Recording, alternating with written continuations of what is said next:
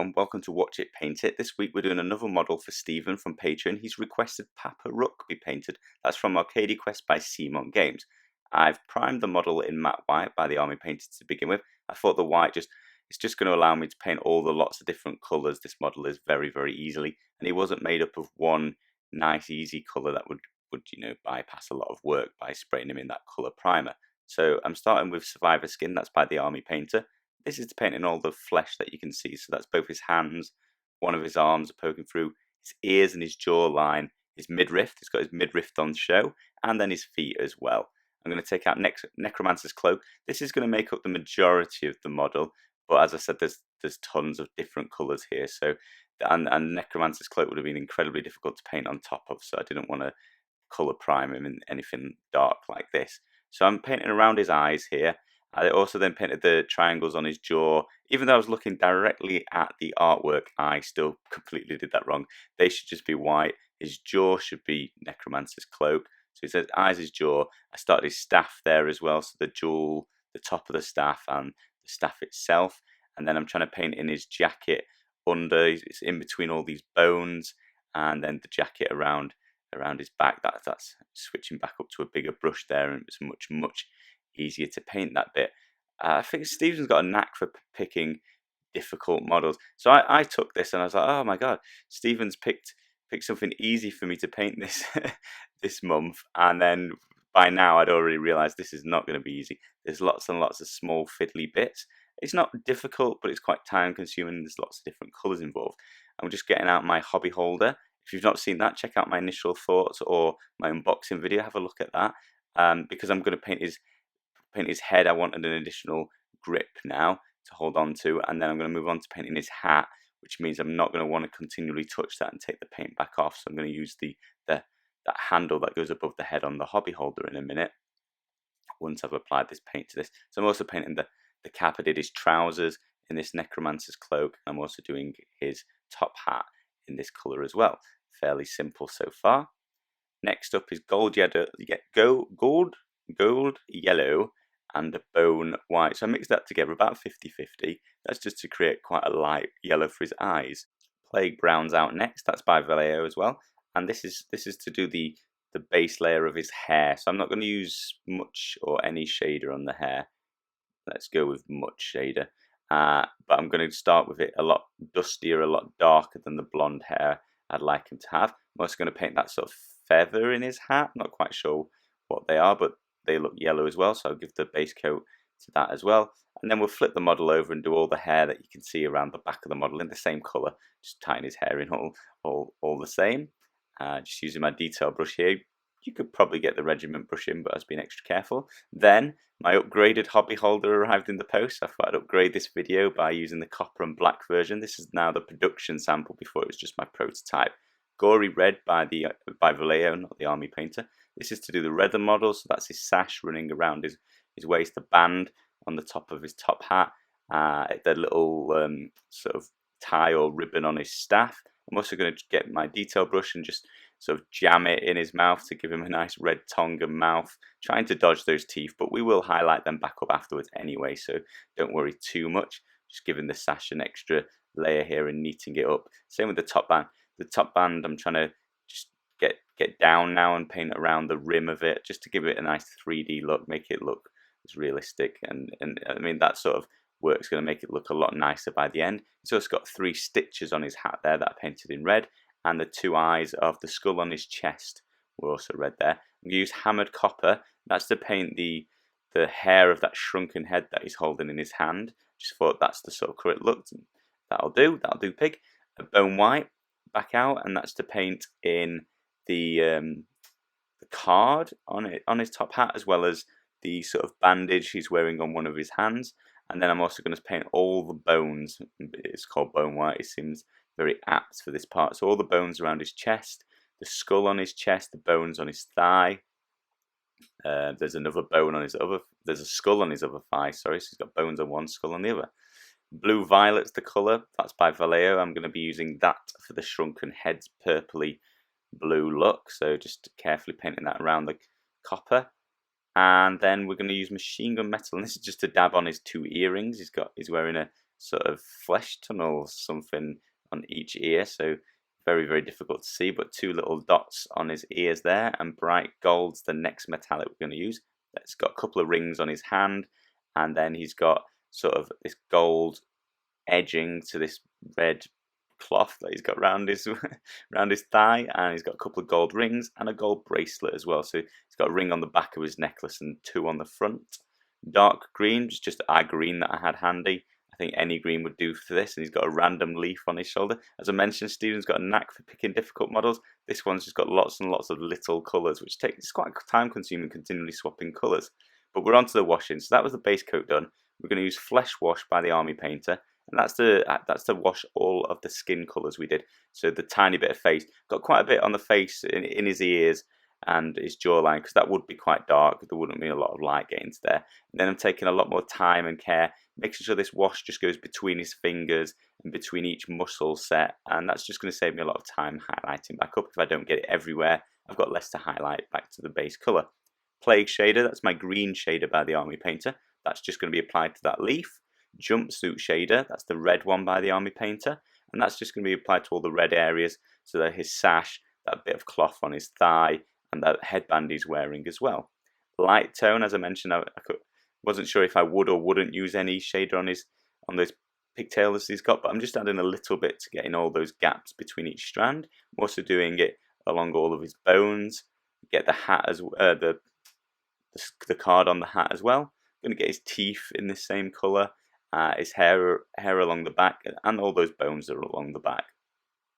I'm going to use another shader, as I said, lots and lots of switching and changing colours. This is Toxic Shader. This is the purplish one, and that's just for that shrunken head. And that's the shading done. Lots of different colours, but it's because they all tied into the colours I'm painting on top of. It's going to make them basically look perfect to start with.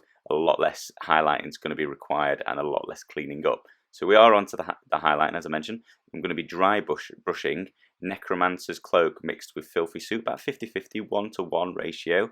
And I'm just dry brushing that all across his robe, his trousers, and just catching the centre of his hat there, as well as all the lips and rims around the edge. And then I'm just switching down to my detail brush just to do the same along the edge of his, all the way around the rim of his hat, and the edges of his cloak and the edge of his staff.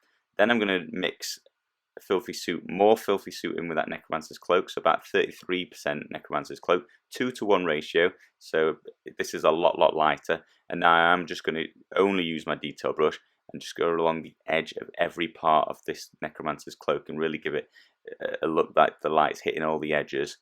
We're going to use Survivor Shade, and this is just paint back in the skin any bits where I got a little bit too much shade, but as I mentioned, I was trying to be quite accurate with the shade this time, and so it saved me a lot of time just painting this up. I'm just touching things up, just bringing a bit of colour back into the most raised areas very quickly here.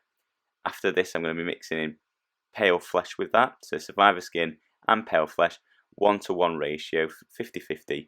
This is just to add the highlights to the skin now. So I'm going back around, I'm just catching all the raised parts, so his sort of knuckles, his fingertips, the centres of all the muscles, the edges of his ears, and each of his toes. Bone whites out, and this is just to do his fingernails. This model, you can very, very clearly see he's got fingernails, and I'm using my tiny brush, and I'm just adding a little dot to each fingertip, and it's just a little bit of detail that really brings some life into this model. I'm also going to use the bone white to highlight up all the bones, so he's got plenty across his chest, around his back. He's got a skull on his leg and a couple of bones on his leg. Don't forget that bandage that was painted in the same colour, so you can highlight that, just leaving the shade in between each fold of that bandage.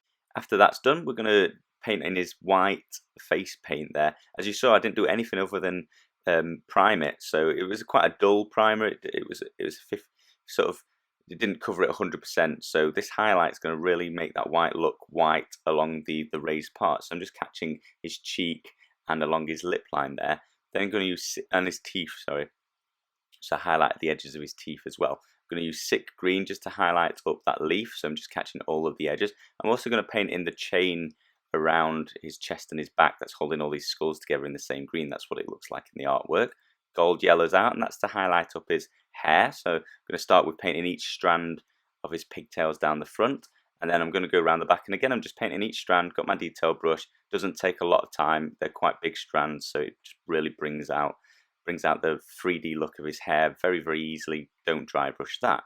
Bright gold's out, and that's just to highlight up all of the gold areas, just to give it a little coat all the way around. And hot orange next, and this is going to be used to highlight up that gory red. So I'm going to go around his sash and just catch the edge of each fold in his sash. I'm going to just catch a little bit of that cloth on his thigh, and then I'm going to go around the headband and just catch the corner all the way around that headband. Just a very thin coat of this, just to make it look like the red on the edge is a lot lighter where the light's hitting. And use Livery Green, just going back to his flesh tunnels. In the artwork it looks like it's a bit of silver and a bit of green, so I'm just putting a tiny dab, which you can't see past his hand unfortunately. Oh, you can see it there. And it just to give it a little bit of colour. Also, I think that Livery Green's my favourite colour, so I just like to use it when I can. I'm going to use Sun Yellow, lighter yellow by Vallejo. That's just to give his eyes a little bit of lightness in the top corners, and just highlight up that feather on his hat. Dead Black's out. I'm just going to paint him in 2 pupils, 1 in each eye. Don't put 2 in each, that would be weird, but 1 in each. Then just a little bit of white, dot each corner, and then I use the detail brush later on, my extreme detail, my insane detail even, and I just gave him a little dot on each pupil as well. There I was just painting those triangles back in, that for some reason I just got the artwork inverted in my head even though I'm looking straight at it, but I put his triangles back in. And then I'm going to paint this card in his head, just on his hat, and that was using Survivor Shader just to get the black in all those sort of recessed ink marks, and then a little bit of Gory Red to dot the eye in the middle, and then Bone White again just to highlight up the edge of this card, which was Bone White and we shaded, so we'll just bring it back to Bone White around the edge.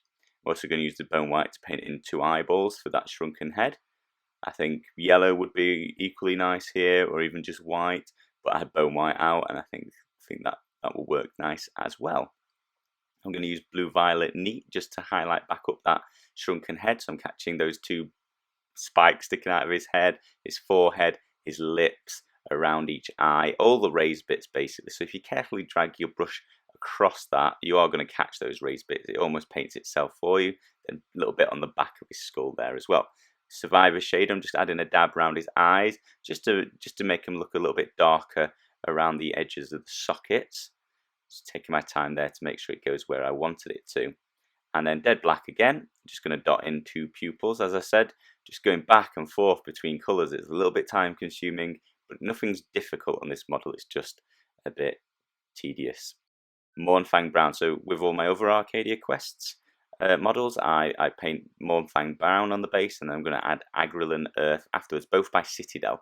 So we give it a nice coat, being extra careful around his feet and his cloak, his jacket's hanging all the way down, so especially getting between his legs there, very tricky, but just take your time and just keep like sort of edging that paint inside. So Agrelin Earth's out, as I mentioned, just showing you the paint so I can put it there, because you're going to want to apply a lot of this, very generous. So I start off quite thin just to make sure I can get it towards his feet, and then I'm going to sort of use liquid tension on top of that just to keep building it up and letting it run where I've already painted, so it's not covering his feet, but I mean it does a little bit anyway, because you're going to raise it up, you're going to build this up, keep adding to it until it's sort of nearly half a mil thick, nice and thick, and then it cracks like you just saw there. That's Papa Rook completely finished. 2 hours 16 minutes. As I mentioned, I think it's just swapping paints over and over, getting a little bit of this out, a little bit of that out, cleaning your brush, etc. Took quite a long time, but very happy with those results. Hope you like the model too. Hope Stephen's happy with this. Thanks for picking it, Steve, and I'll see you all again next Friday. Hope you enjoyed watching it. Thank you very much.